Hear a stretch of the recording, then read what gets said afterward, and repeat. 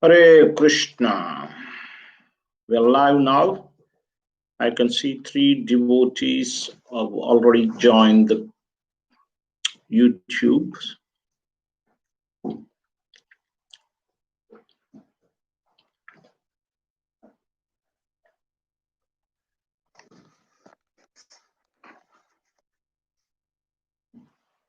Om Namo Bhagavate Vasudevaya. Om Namo Om Namo Bhagavate Vasudevaya.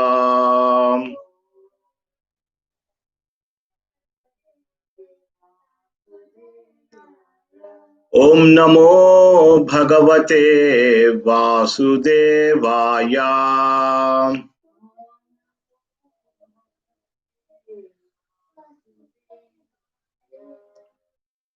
Om Ajnanaतिमिरन्दस्य ज्ञानाञ्जनाशलाकया चक्षुर्मुन्मिलितं येन तस्मै श्रीगुरवे नमः। श्रीचैतन्य मनोभीष्टां स्थापितं येन भूतले स्वयं रूपा कथामह्यं ददाति स्वापदान्तिकम्। वन्देऽहं श्रीगुरो श्रीयुतापदकमलं श्रीगुरून् वैष्णवांश्च श्रीरूपं साग्रजातां सहगना रघुनाथान्वितं तां सजीवं साद्वैतं सावधूतं परिजनासहितं कृष्ण चैतन्य देवं श्रीराधा कृष्ण पादान् सहगना ललिता श्रीविशाखान्वितांश्च हे कृष्णा करुणा सिन्धो दीनबन्धो जगत्पते गोपेशा गोपिका कान्ता राधा कांता नमोस्तुते। तप्त कांचना गौरांगी राधे वृंदावनेश्वरी वृषभानुसुते देवी प्रणमामि हरिप्रिये। वाञ्छाकल्पतरुभ्यश्च कृपा सिन्धुभ्य एव च पतितानां पावनेभ्यो वैष्णवेभ्यो नमो नमः। जय श्री कृष्ण चैतन्य प्रभु नित्यानंद श्री अद्वैता गदाधर शिवासादि गौर भक्त वृंदा। हरे कृष्णा कृष्णा कृष्णा हरे हरे हरे राम राम राम हरे हरे। हरे कृष्णा कृष्णा कृष्णा हरे हरे हरे राम राम राम हरे हरे। हरे कृष्णा कृष्णा कृष्णा हरे हरे हरे राम राम राम हरे हरे। नारायणं नमस्कृत्य नरं चैव नरोत्तमं देवीं सरस्वतीं व्यासं ततो जयमुदीरयेत्।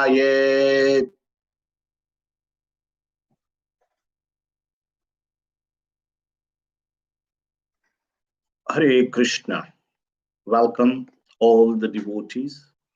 Anuradha Mataji, Shiva Prabhu, Rajkumar Govind Prabhu, Shashi Mataji, Shika Mataji, and others, which I can't see them online, their names here. Welcome all.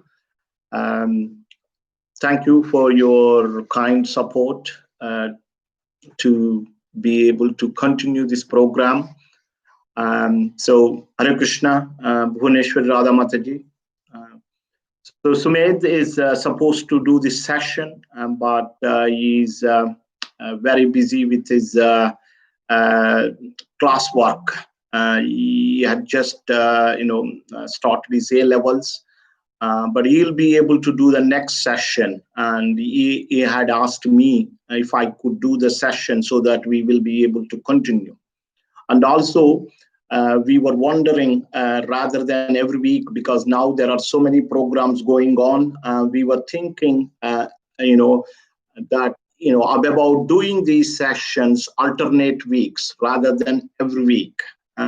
So that was the kind of thinking, because now it's September, kids are back at the school, and it's the life is almost back to normal outside. The business is as usual.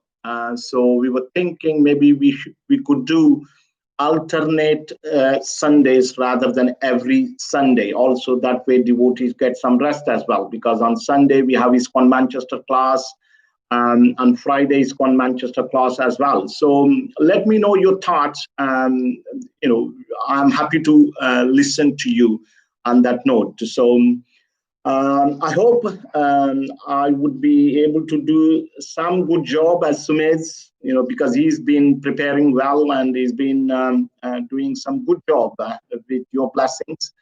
And I hope I'll be able to do something today for the pleasure of you and Srila Prabhupada. And this week, from 3rd September till 9th September, it is called International Shravanam Week of International Shravanam. Yes, Shravanam Week, International Shravanam Week. That's the right phrase. So the devotees have been requested to read and hear Srila Prabhupada books. Books are the basis. It is not just we distribute books. It's not just that we do street harinam. Everything is required. Books are also basis. So it is important that we sit down and read Prabhupada books as much as possible. I know that some of the devotees here in Manchester, they've been studying the Bhakti Shastri course, and they've been working hard, and they've been writing some exams. So that's wonderful that they are able to read some of Srila Prabhupada books. So good, and see what you can do. It is said that you can just hear the summary of Bhagavad Gita translations. You can read the translations of Bhagavad Gita, translations of some of the Bhagavatam, like that. So as much as possible, you can read. This reading reinforces our faith in Krishna. Why should we read and hear on a regular basis? The more we hear, the more we read, our faith in Krishna, our faith in the philosophy, our faith in devotees strengthens. It reinforces. It is like when you plant, when you sow a seed. So to germinate, that seed requires certain conditions. Like, you need light and water. So that is the minimum criteria. So watering and the light, that is required. So similarly, for us to grow our own devotion, we require that hearing and chanting. Two things. These are like water and light. The more we hear, the more we chant. Chanting means chanting Krishna's name, chanting, talking about Krishna, glorifying Krishna and devotees. This is all chanting. So anything related to Krishna, any talking related to Krishna is chanting. Krishna's name and Krishna's pastimes and activities. So back to our Bhagavad Gita overview. So Sumedh had completed the 3rd chapter last week. Today we will be doing part 1 of the 4th chapter. Uh, the third chapter, and the summary of the third chapter is that don't give up your work, isn't it? Arjuna asked in the beginning that should I renounce the work? Krishna says no, don't renounce your work. Rather, you work. But how do you work? Work for my pleasure. Work for my pleasure. So yajnartat karmano anyatra lokoyam karma bandhanaha tadartham karma kaunteya mukta sangha samacharam. Third chapter, verse 9. For my pleasure, you work. When you work for my pleasure without expecting the result, the endeavor should be there. Because we are not expecting the results, that we just lay down, just lay down and do any endeavor. Krishna doesn't agree that. Krishna says that you put your full endeavor, but you work for my pleasure and don't worry about the result. Without being attached to the results, if you work, then you will be able to be liberated. So, and to work in that consciousness, we need knowledge. So any action, if it is done with the right knowledge, you will get the correct benefit. Say, for example, two people are eating. One person eats food thinking that it belongs to Krishna, thinking that he offers it to Krishna and he eats. And the other person, for own sense gratification, nothing, no offering, and just eats for his own pleasure. Just giving simple example. Externally, the activity looks same. Both people are eating. But one person gets liberated, the other person gets bound in the karmic reaction. So the action should be done with right knowledge. That is explained in the fourth chapter. Any action that we do should be done in the right knowledge. So that is called transcendental knowledge. So Krishna says that, okay, I've asked you to do karma, the action, the duty, but you need the right knowledge so that you can use that right knowledge and do the work. And at the end of fourth chapter, Krishna says that if one does this activity with right knowledge, every action, every action will be nullified. The reaction of every action will be nullified. And of course, you get a better reaction. That is bhakti. That is going back to Krishna. So this is very key. And please remember that working with right knowledge is essential. Krishna consciousness means working with right knowledge. People work outside. We also work.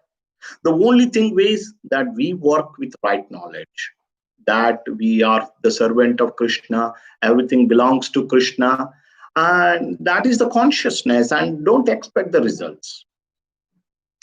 So that is the summary of Krishna consciousness, and Krishna gives this transcendental knowledge in the fourth chapter, and the chapter is entitled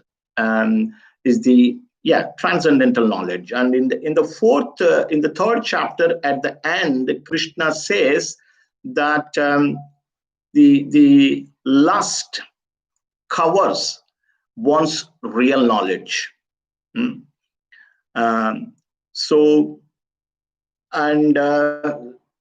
That's why people suffer because of this lust. And Krishna here talks about that knowledge, how we receive that knowledge. And Krishna also explains about him, about his own, his own appearance and other activities in this chapter. It's a very beautiful chapter. And the first verse, it begins, famous verse. Shri Bhagavanu Vacha imam vivasvate yogam proktavanaham avyayam vivasvan manave praha manurikshvakave bravit.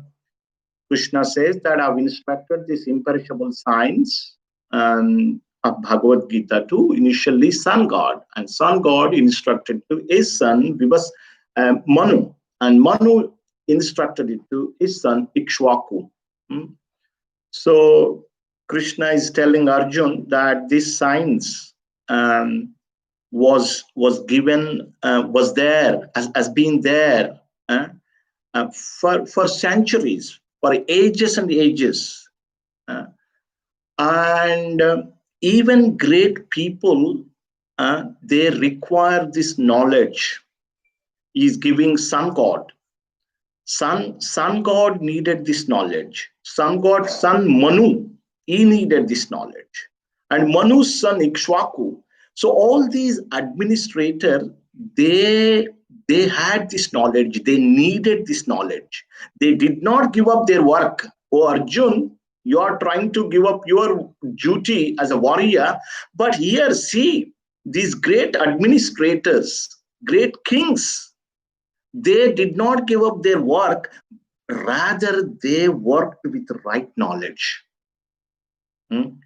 So the important point from this verse is that the science of Bhagavad Gita is ever existing. It only, just like modern science, it keep on changing. But Bhagavad Gita never changes.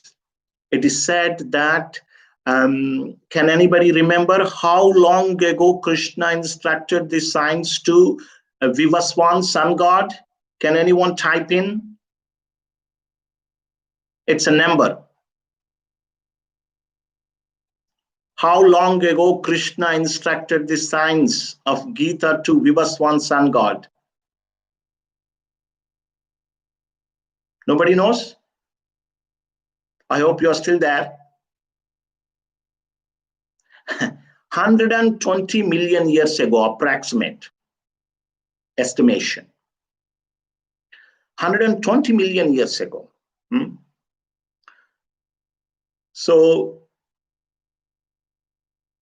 and this is the way that knowledge should be received. It is received from the in the disciplic succession. The knowledge is received. It's not like that one just concoct some knowledge. So the best way to receive knowledge is through the parampara, disciplic succession. And see, all these great people, Manu's father, sun god, Vivaswan, and Manu's son, Ikshvaku, they were great administrators. They were kings. They needed the knowledge. And why do the kings need knowledge? Why do the administrators need knowledge? So that they can rule the kingdom nicely. If a king doesn't have the proper knowledge, how can he rule? How can he educate others? So that's why every leader in the society requires this knowledge. Very important point. And we're all leaders to a degree. At our home, we grow. We bring up our children, and we have, some of us have businesses, some of us are in the management. So everyone is a leader to a degree. So everyone requires this knowledge. And Krishna then says that I've given this knowledge was coming through. When I instructed it to sun god, it was coming through like that. But at some point, the disciplic succession got lost. It was coming through in that discipline, but the chain is lost. So Krishna is telling that Sa evayam mayatedya yogo prokta puratana bhaktosi me sakacheta rahasyam etaduttamam. O Arjun, the same science that I had instructed it to sun god 120 million years ago, I am instructing it to you today. The same science, no change. And so why? Krishna says, why am I instructing to you? Bhaktosi me sakha cheta. Two very important points. Because you are my devotee and you are my friend. So as a result of these two reasons, I am instructing you this wonderful science. Rasyam etaduttamam. Rahasya means extremely confidential, extremely secret. Uttamam, the finest knowledge, the best of the knowledge. I am giving it to you. Prabhupada writes, this is verse, text 3. Prabhupada writes in this purport that, only devotees can really understand Krishna. So that's why when we read any Vedic literature, we should read those literature translated by devotees who are coming in the disciplic succession, not anybody else's. You read. You can read, but you will not going to go anywhere. If you want to understand the real purport of the Vedas, of the Vedic literature, we have to read the books that are written by, commented by the devotees only, because they are coming. Prabhupada, when he writes Bhagavad Gita, for example, so he was quoting previous acharyas on every page, like that. So important from that aspect, that the disciplic succession is very important. And luckily, if we also we are like, if we just connect to the disciplic succession, that parampara, and then we are taken care. We are very much taken care. And so Arjun says in verse 4 that Krishna, you and me are contemporaries. How do I understand that you've instructed the science of Bhagavad Gita to Sun God? Sun God is by birth senior to you. Aparam bhavato janma param janma vivasvataha katame tad vijaniyam tvam adau proktavaniti. By birth is senior to you.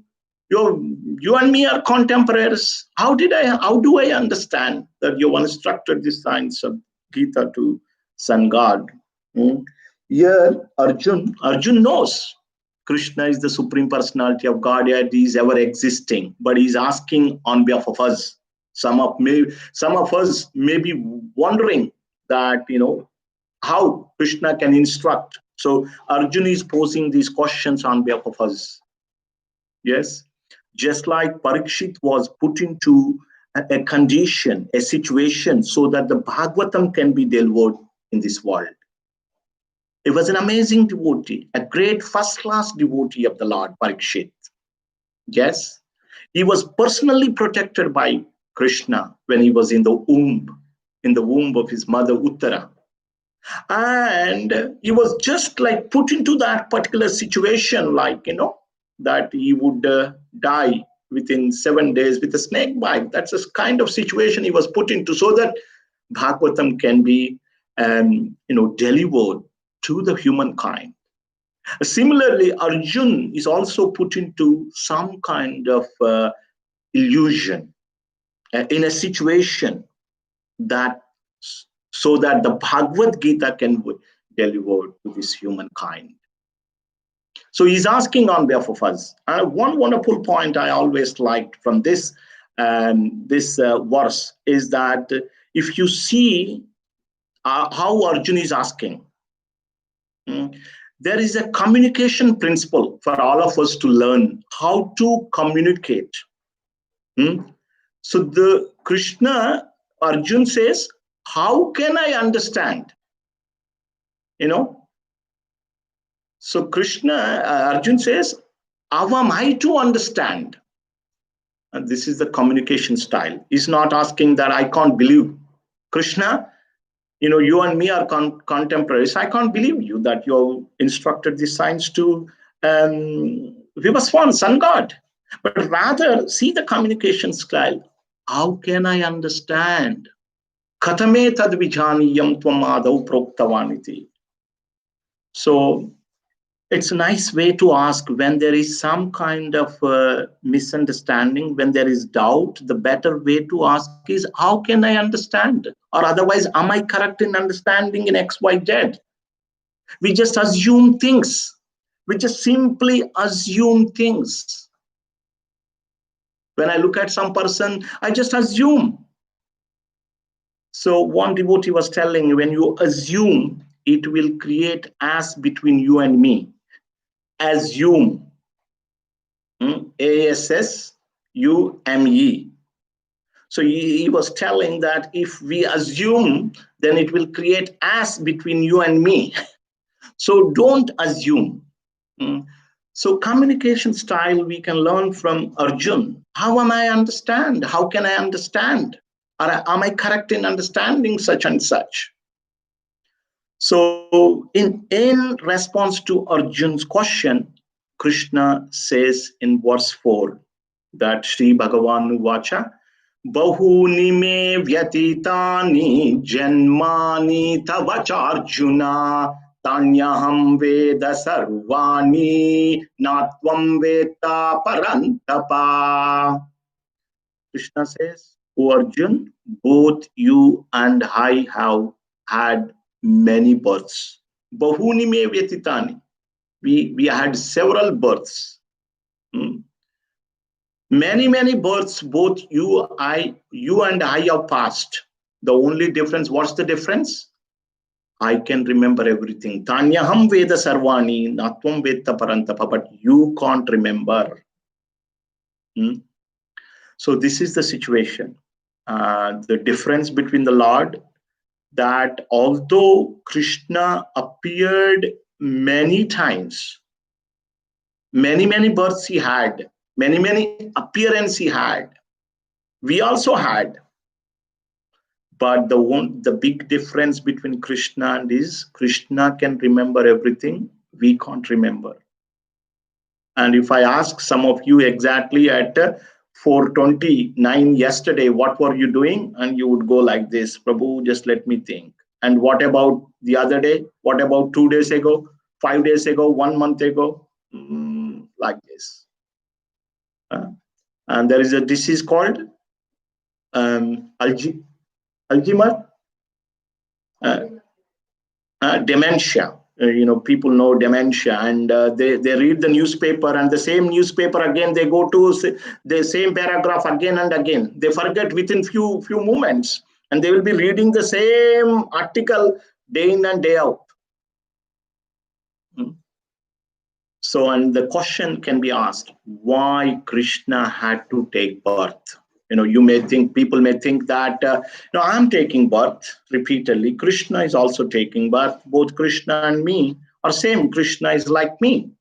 Well, why does Krishna takes birth? We have already discussed one difference between our birth and Krishna's birth, that we don't remember, that Krishna remembers everything. And why does he take birth? Why does he appear in this world? Krishna says from verse 6, 7, and 8, a famous verses. Ajo apisan avyayatma bhutanam ishvaro apisan prakrutim swamadhishtaya sambhavamyatma mayaya. Krishna says, although I'm unborn, my transcendental body never deteriorates. And although I am the Lord of all living entities, he's unborn, his body, transcendental body, never deteriorates. Second point. And third point, Bhutanam Ishvaro Apisan is the master of all living entities. I still appear in every millennium in my original transcendental form. There is a word called Atma Maya. He comes using his internal potency. Atma Maya means internal energy. He comes. The point is that I have no choice. I come every time. I can't control my birth. I can't choose my parents. I can't choose my place of birth. I can't choose the whether I go into any species, whatever the species I like. I can't choose my species, the species that I want to go in. So like that. But Krishna is the master. He chooses his own parents. He chooses the place. He chooses the species. And he comes in every species. Actually, Krishna says in the Bhagavatam we were reading a few weeks ago that Krishna comes in every species that exists on the in the universe. So he is coming out of his own sweet will. We are coming because of our karma.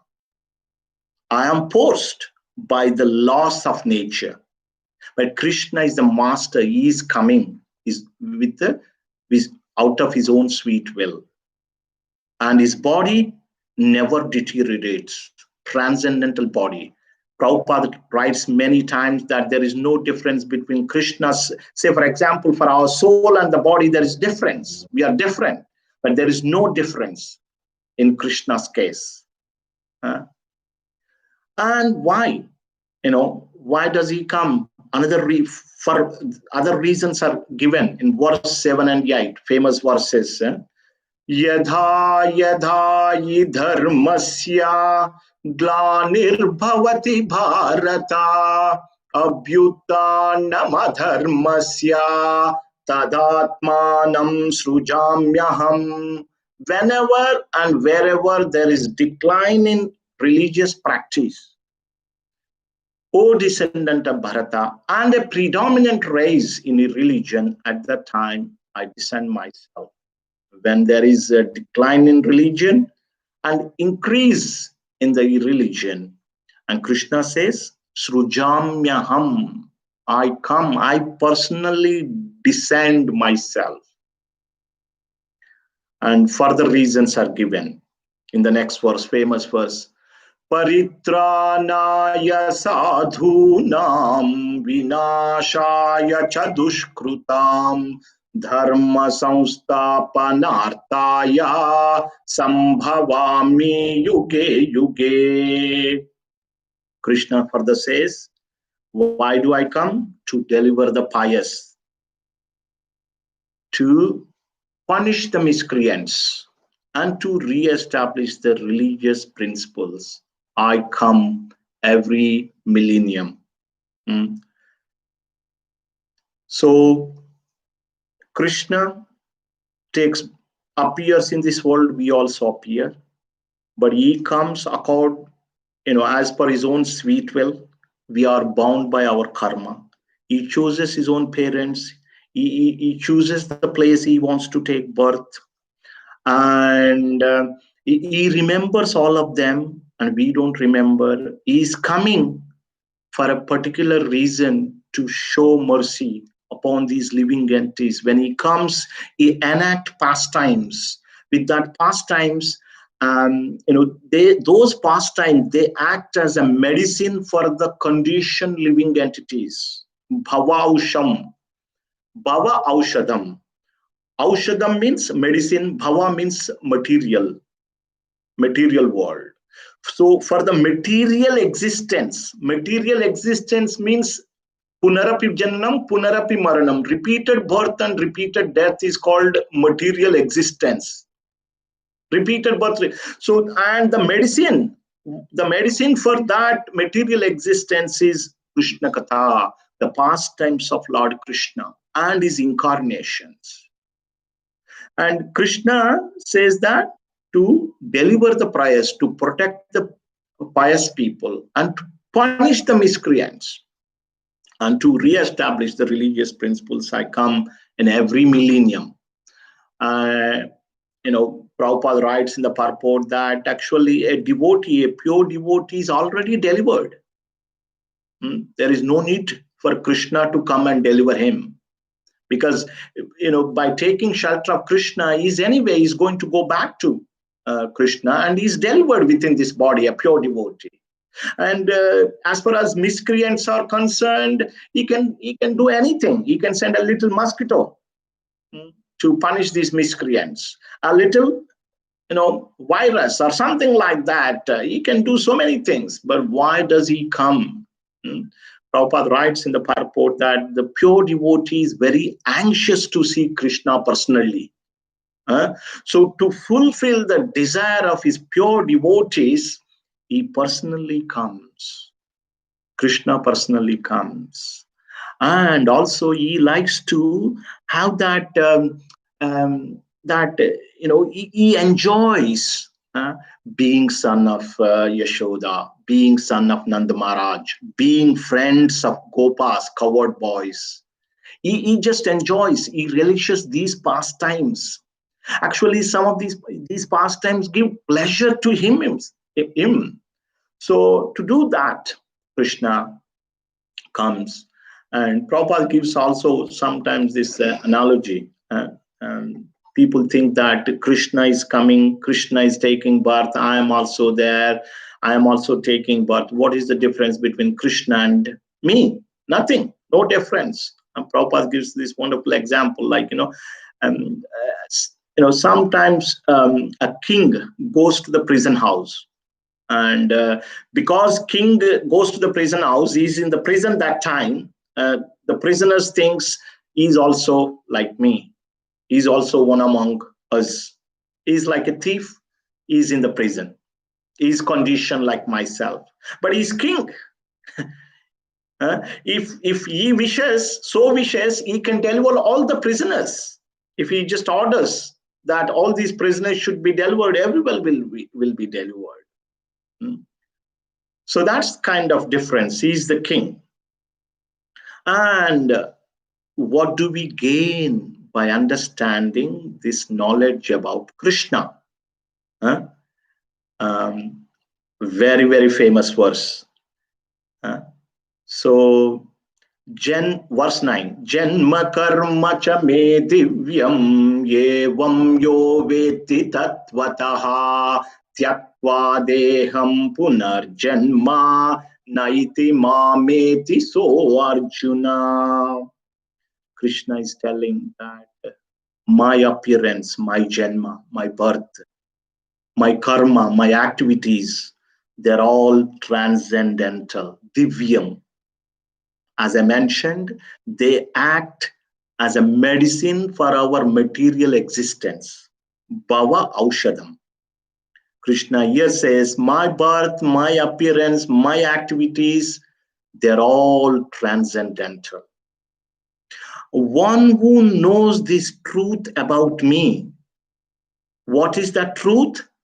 That Krishna's appearance and Krishna's disappearance, Krishna's activities, every action is transcendental, spiritual. Just by fully understanding this truth about me, what happens? Tyaktva deham punarjanma naiti mameti so Arjuna. Krishna says, if one understands this truth about me fully, that he will not take birth in this world upon leaving his body, current body. And what else we gain? That is just a liberation. Liberation means that you don't take birth again. But in verse 10, there is further, much more explained. Vitaraga bhaya krodha manmaya mamupashritaha bhavaho jnana tapasa bhutamadbhavamagataha. Being freed from attachment, fear, and anger, being fully absorbed in me and thinking refuge in me, many persons in the past became purified by knowledge of me, and thus they all attain transcendental love for me. So in verse 9 it talks about liberation by understanding, by knowing Krishna, by understanding his pastimes, by listening to his pastimes, by repeating his activities, one will not take birth again upon leaving body. And here it says that actually one will be able to achieve a transcendental love for me. Developing love for Krishna is greater than the liberation. So Yashoda Maya, when she tried to catch hold of Krishna, when Krishna did that breaking the butter pot, when she tried to chastise Krishna, catch hold of Krishna, and Krishna was running like anything. He was really afraid. It was true. It's not just false. It was true. He was truly scared of Mother Yashoda. And Lord Brahma and other great devotees says that, great yogis, they are trying to catch Krishna, but they can't even touch the toenail of Krishna. Even if they like travel at the speed of mind and light, even if they travel at the speed of mind and at the speed of light very fast, they can't even touch the toenail of Krishna. But here see Mother Yashoda, a great devotee, and she caught hold of Krishna. She was able to bind Krishna, and that is because Krishna becomes subservient to his own devotees. And Krishna becomes too subservient to his own devotees. How should we behave with the devotees? Krishna became servant of Arjuna. How should we behave with the devotees? Krishna became gatekeeper of Bali Maharaj. How should we treat devotees? So Puta Madbhavamagataha, once having been purified by constantly hearing this knowledge about Krishna, the pastimes about Krishna, we become purified, and then one attains love for Krishna. And in the next section, so that is from verse 11. So Krishna talks that how do we apply this knowledge? And it tells that Krishna is the ultimate goal. So in verse 11, Krishna says, Ye yata mam prapadyante tamstataiva bhajamyaham mama vartmanu vartante manushyaha partha sarvasha. As all surrender unto me, I reward them accordingly. Everyone follows my path in all respects, O son of Pruta. So in India, generally there is a statement that all paths leads to same goal. But here Krishna says that it is not so. Ye yatamam prapadyante tamstataiva bhajamyaham. As you approach me, as you surrender to me, I will reward according and that level. So there are Mayavadis. Mayavadis, they think that Krishna is Brahman, and when he comes to this material world, he's covered with Maya. And these Mayavadis, and what is their destination? Because they are worshipping like that, Vishnu Chakravarti Thakur says that all these Mayavadis are handed over to Maya Devi for repeated birth and death. Like that. So, and also there is another thing. If we take one step towards Krishna, Krishna takes 1,000 steps towards us. So that one step we have to take, but we think that one step also Krishna, we just lie down, you come and pick up. It doesn't work like that. At least that one step we have to take. But as we surrender, Krishna rewards accordingly. Actually, he rewards more than that. So when we take one step, Krishna takes many, many steps towards us. Once having come uh, in touch with Krishna conscious movement, Krishna will make sure that you will never go away. Even if you deviate, even if we deviate, but Krishna will bring us back some or other, always bring us back. Ajamil, he had fallen down from his path of spirituality, but Krishna brought him back. Bharat Maharaj went to the forest and he fell down. He became deer. But in the next birth again, he had wonderful body of Jada Bharat, and after that, he went back to Krishna. So like that. If we take one step, he will take many steps to us. And whatever, according to our desire, he rewards. Different people don't think that every path leads to the same goal. No. Every path will never lead to the same goal.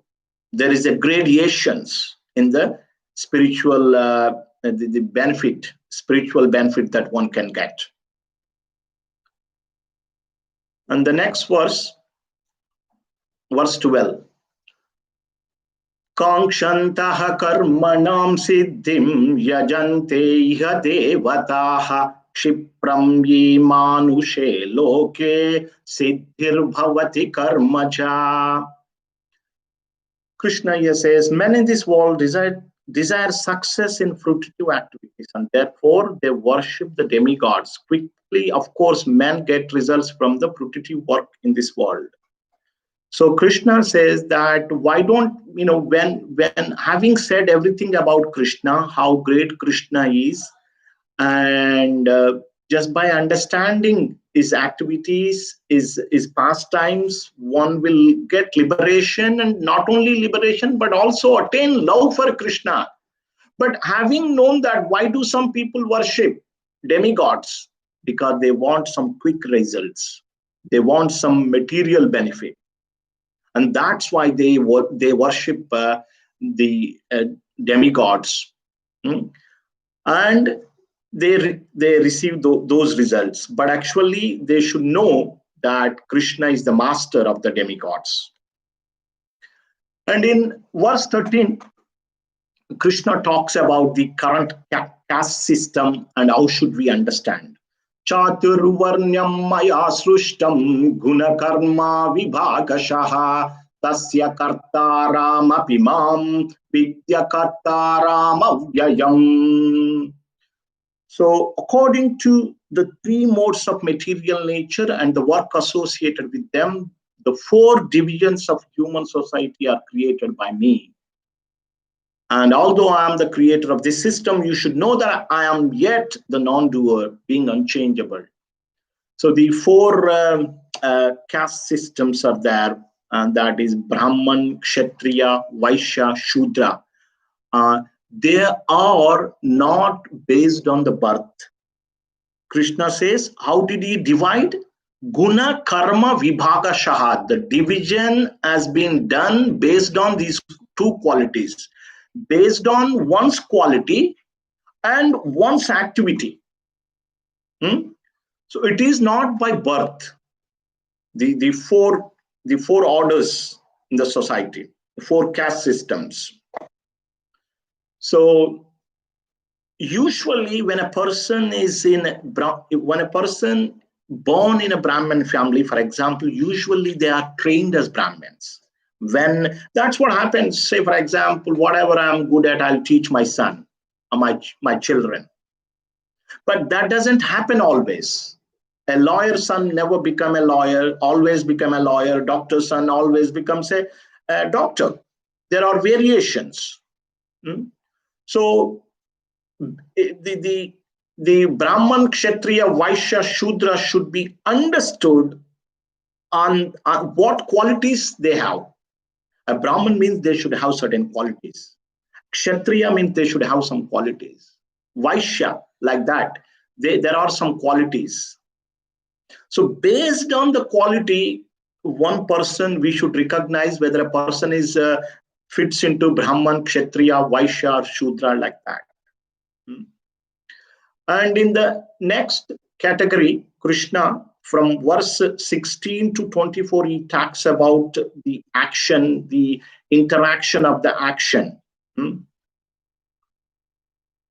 Krishna says that now I'll explain what action is, what inaction is, what forbidden action is. There are three types of action. Karmano yapi bodhavyam cha vikarmanaha akarmanascha bodhavyam gahana karmano gatihi. Verse 17, the intricacies of action are very odd to understand. Therefore, one should know properly what action is, what forbidden action is, what inaction is. So, yes, three types of action. Action, forbidden action, inaction. Karma. Karma is action. Karma means working as per the scriptural injunction. Scripture says certain duties. Yes. So you get good results. This is, work as per the scriptures. That is called karma, action. And then there is vikarma, forbidden action, means completely that is not in the scriptures.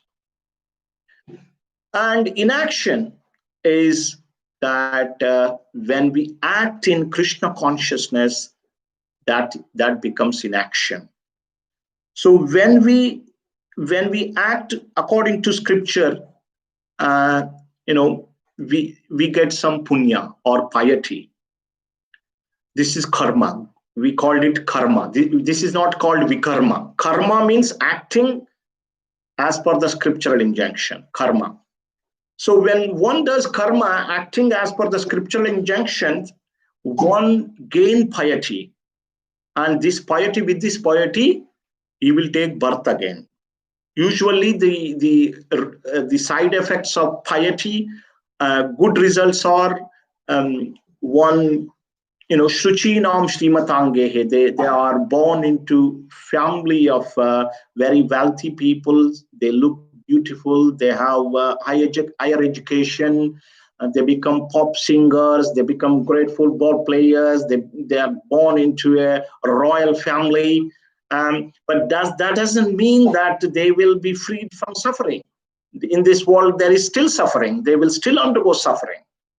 That is the action result of karma. And the vikarma means forbidden action. Means we are not supposed to do that, we do it. And the result is that we are bound, we go into lower species of life, and we suffer a lot and lot. And the final one is akarma, means inaction. Prabhupada puts it very nicely, inaction. When we work in Krishna consciousness, that action becomes inaction.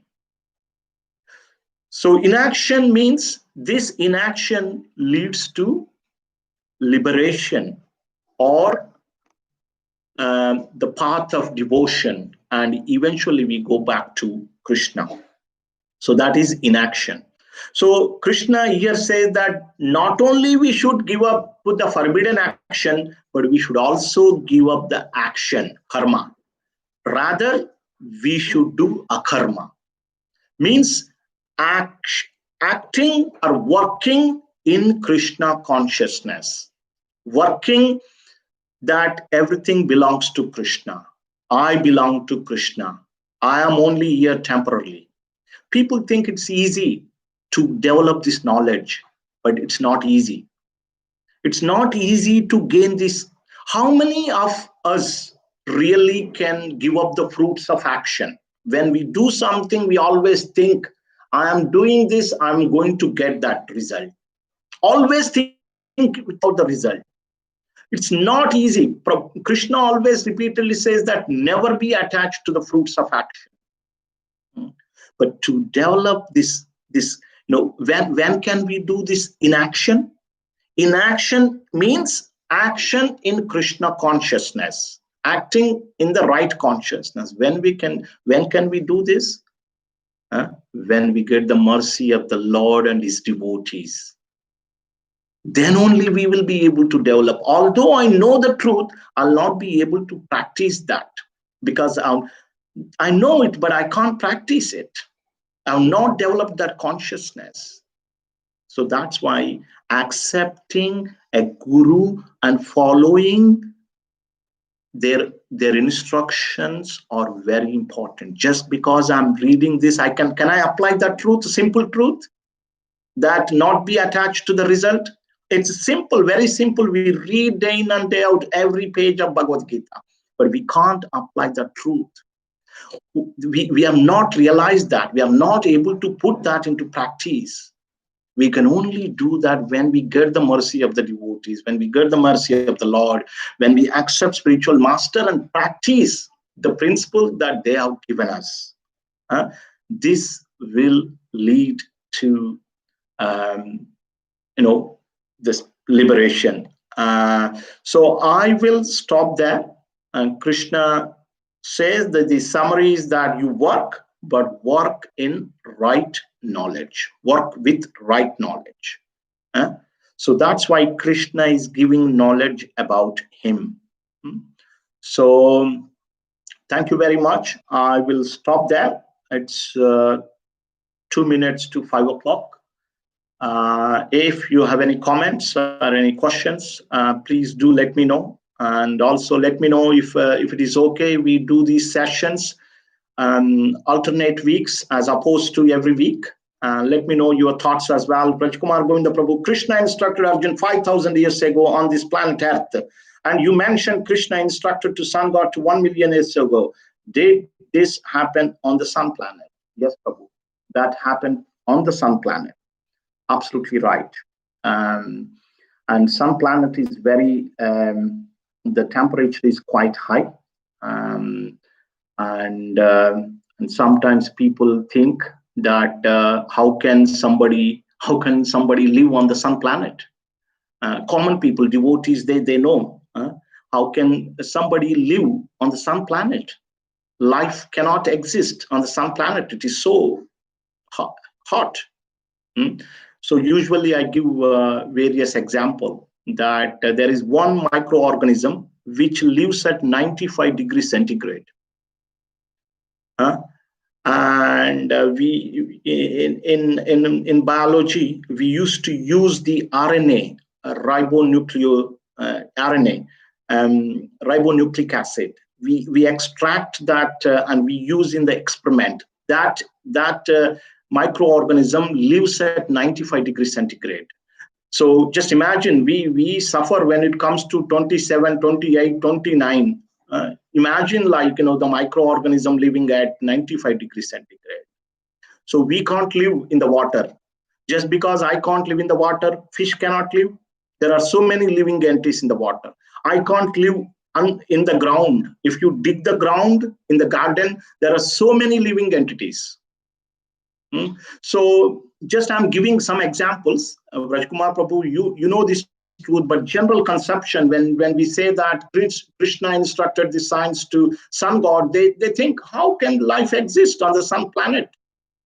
They have a different body.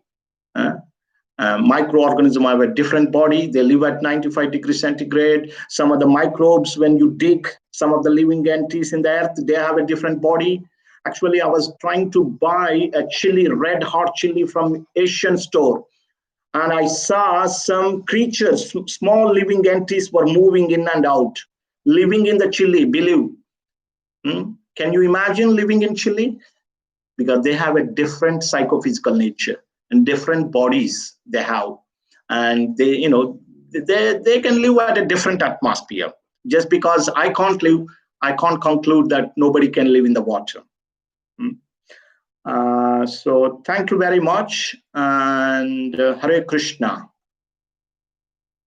Thank you all.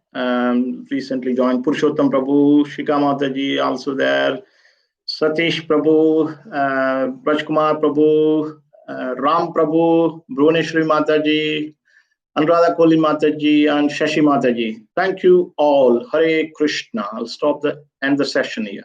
Hare Bol.